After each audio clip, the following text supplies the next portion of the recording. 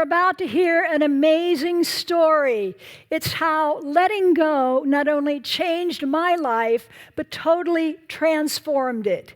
It all began in 2005 when I discovered a very simple yet a very profound technique called the release technique / the Sedona Method that allowed you to release any unwanted feeling in the moment.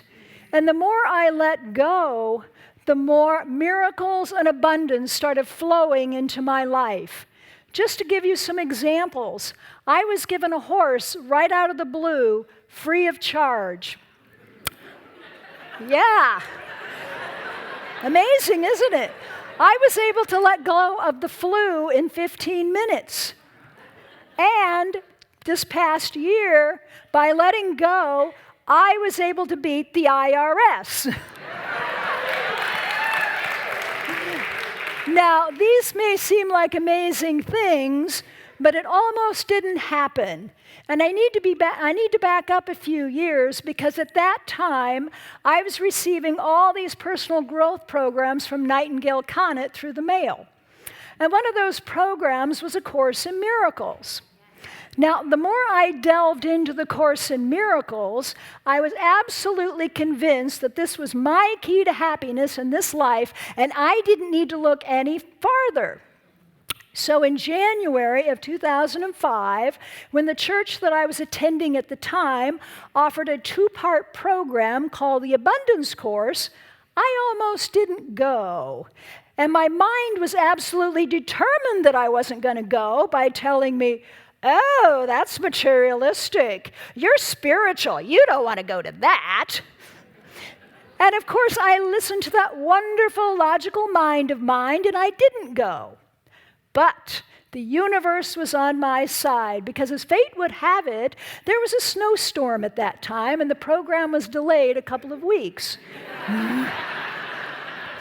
Well, I still missed the first part, but my curiosity was piqued, so I thought I'd go to the second part. And when I realized exactly what it was and how it could affect my life, I was kicking myself for missing the first part. As I said, miracles and abundance just started immediately flowing into my life. But I wanted to just share with you just a few examples. And the first one has to do with finding a lost engagement ring. Now, this was during tax season when my then CPA husband was coming home late at night with bags under his eyes. And I was doing dishes that night, and I always take off my engagement ring because I don't want to get gunked up with food. Well, apparently my knuckle was swollen, and I was having a difficult time getting it off. Well, when I finally got it off, it just flew out of my hands and just hit the floor. Well, I didn't think anything about it because we had a very small galley kitchen, and I thought, oh, big deal, I'll just find it after I finish the dishes. So I finished the dishes, and I looked on the floor. I could not find a ring.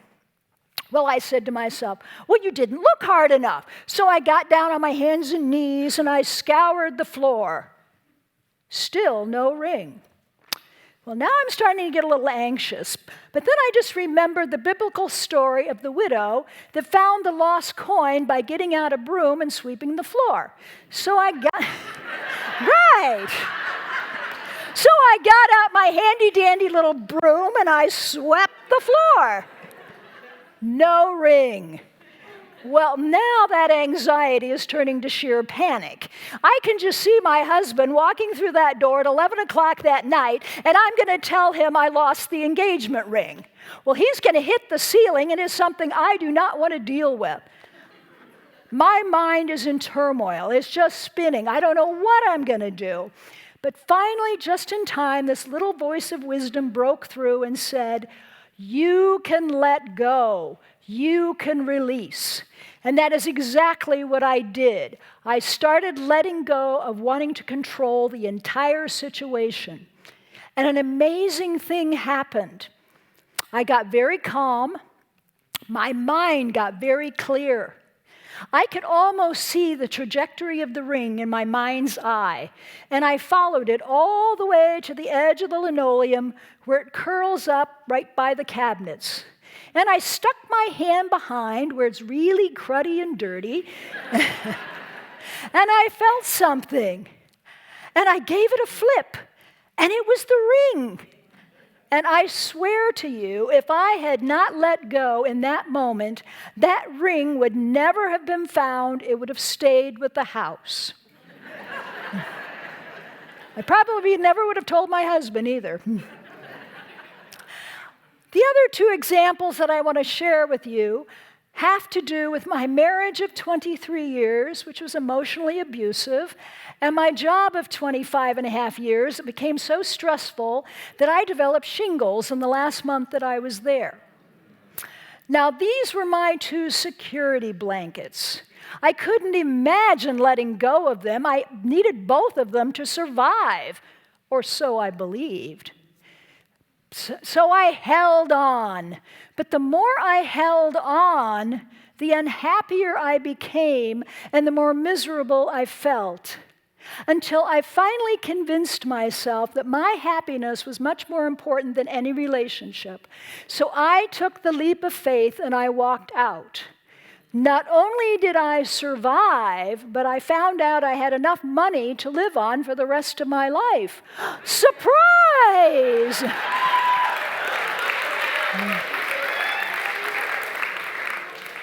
And by letting go of my job, I discovered my dream career, life coaching, where I can help and inspire others to be the best you they can possibly be and to live their dream life. But what I want to share with you now is something that I'm using letting go to help me accept something that I'm having a hard time accepting a part of myself. And that has to do with a medical condition that I was diagnosed with when I was 35 called alopecia areata. Alopecia areata? For those of you who may not know, it's an autoimmune disease that for some unknown reason it attacks the white blood cells and causes the hair follicle, and it causes the hair follicle to fall out. It starts out very slowly with little bald patches. They sort of spread. The hair falls out, it comes back in, it falls out again. It goes through cycles. But by the time I was 50, I was completely bald. Now, for someone who has struggled most of their life to fit in and feel normal, this was a cruel blow. I looked like somebody who had just walked out of a concentration camp. I looked and I felt like a victim. And God help anybody who thought I was on chemo. I hated the way I looked. I felt like a freak. I needed support and acceptance, so I turned to the one person that I thought would surely accept me no matter what, my own mother. Did she accept me? She took one look at me and said, "Oh, for God's sake, Catherine, get a wig." Here I am trying to accept myself, and my own mother can't accept me? This was really hard. This was very, very painful. So I got some wigs, and I hated them because they didn't look right, they didn't fit right, they were hot, they were scratchy, and they fell off at the wrong time.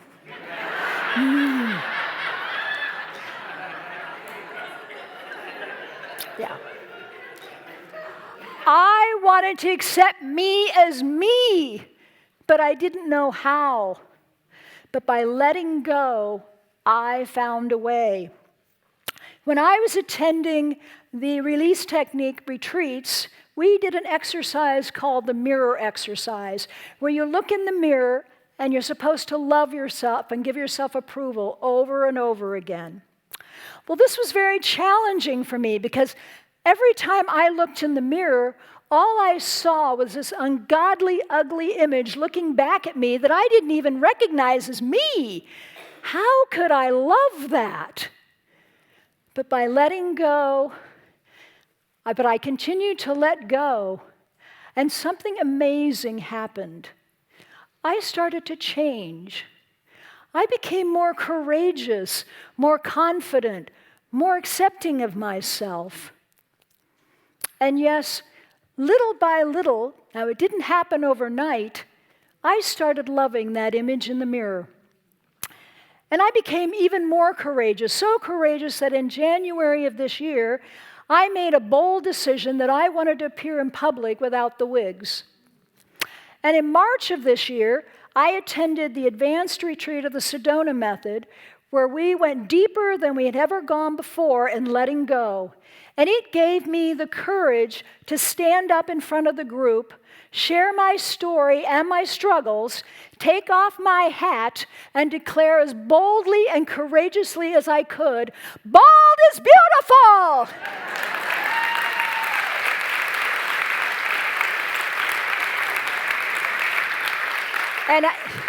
And I received a standing ovation. Now, in conclusion, I just want you to know that letting go has taken me from a very insecure person with a victim mentality to someone who is very courageous, very confident, who knows who she is, where she's going, and I have a message for the world. So for anyone out there who may be on chemo, who can't stand the way they look, or is judging a part of their body, I just want to say, let go and love yourself and see what happens. As I take this opportunity to share with you one more time, bald is beautiful!